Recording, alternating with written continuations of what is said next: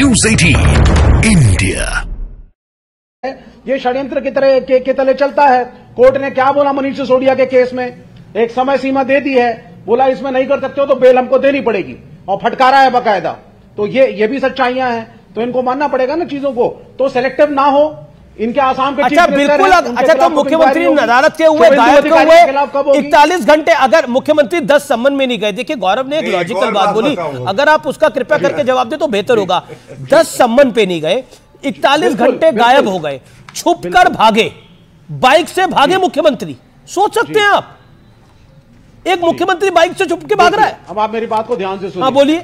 नहीं, आप और हम दोनों राजनीति को उसकी समझ कुछ तो रखते ही हैं, लेकिन आप मुझे बताइए, एक आदमी जिसको राजनीति में लंबे अरसे तक चलना है, अपना कैरियर बरकरार रखना है, क्या आपको लग रहा है कि वो एस्केप करने की कोशिश कर रहे थे?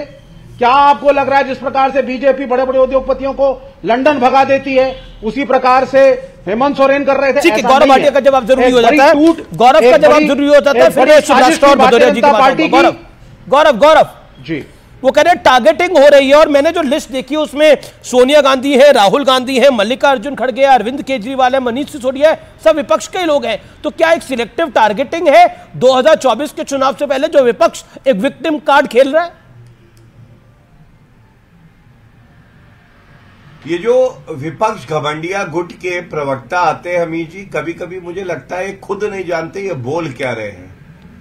और अभी मैं लेफ्ट के प्रवक्ता को सुन रहा था, उन्होंने कहा कि गौरव जी ने कहा कि पुलिस इनकी, इन्होंने कहा सरकार इनकी। हाँ भैया, मैं जेएमएम हेमंत सोरेन की सरकार 1 जून 2023 की एफआईआर की बात कर रहा था, पहली बात। दूसरी बात जी, ये सुना है अमीर जी हमने कि हत्यारा लापता हो गया, एक बलात्कारी लापता हो गया, कानून के डर से, पुलिस के डर से। आप मुझे बताइए, एक मुख्यमंत्री वो लापता हो गया जांच एजेंसी के डर से 41 घंटे के लिए, जैसा आपने कहा, ऐसा आज तक कभी नहीं हुआ। और ये बड़ी बात आपको बताता हूं, सारे आप विक्टिमाइज करने जा रहे थे, आप विक्टिमाइज करने गैर कानूनी तरीके से जा रहे थे, तो अपना सेफ्टी नेट तो तैयार करना पड़ा ना। जब आप गैर कानूनी हो जाएं और सरकारी तंत्र का प्रयोग गलत तरीके से हो, तो अपना सेफ्टी नेट नेताओं को तैयार करना पड़ रहा है। आप किसको कब विक्टिमाइज करते हैं? यहाँ तो शंकराचार्य तक की सेफ्टी की चिंता है हम लोगों को। नहीं, शंकराचार्य की सेफ्टी की चिंता क्यों है? अच्छा ठीक है, बहुत अच्छा। आप कुछ भी बोल रहे हैं, शंकराचार्य की सेफ्टी की चिंता है? ये है, ये भी र्यूमर्स है। क्या र्यूमर्स है? शंकराचार्य की सेफ्टी की चिंता हो रही है आपको? नहीं, ओके गौरव जवाब। बिल्कुल, वो भी नागरिक हैं इस देश के। भटका दी ना चर्चा इन्होंने जी। गौरव 40 सेकंड रिप्लाई। धन्यवाद। देखिए, मैं देश को क्या दिखाना चाहता था, मैं दिखाना चाहता था ये भ्रष्टाचारी हेमंत सोरेन ये हाईकोर्ट गए, मेरे हाथ में वो आदेश है। आपको मालूम अमीर जी, हाईकोर्ट ने कहा कि हम आपको कोई रिलीफ नहीं देंगे, आप भ्रष्टाचारी प्रथम दृष्टया दिखाई दे रहे हैं। इसके बाद ये सुप्रीम कोर्ट गए, ये ऑर्डर है 18/9/2023 का, सुप्रीम कोर्ट में इनकी याचिका खारिज हो गई। अभी सपा के प्रवक्ता, जिनसे मैं कभी सहमत नहीं होता, आज सहमत हो जाता हूं, इन्होंने कहा कानून और न्यायालय के हिसाब से चलेंगे। तो ये सत्य बात है कि सोनिया गांधी बेल पे है, राहुल गांधी बेल पे है, सुप्रीम कोर्ट ने याचिका खारिज करी, national Herald case. Lalu Prasad Yadav 4 बार दोष सिद्ध चारा घोटाले में न्यायालय ने फैसला दिया।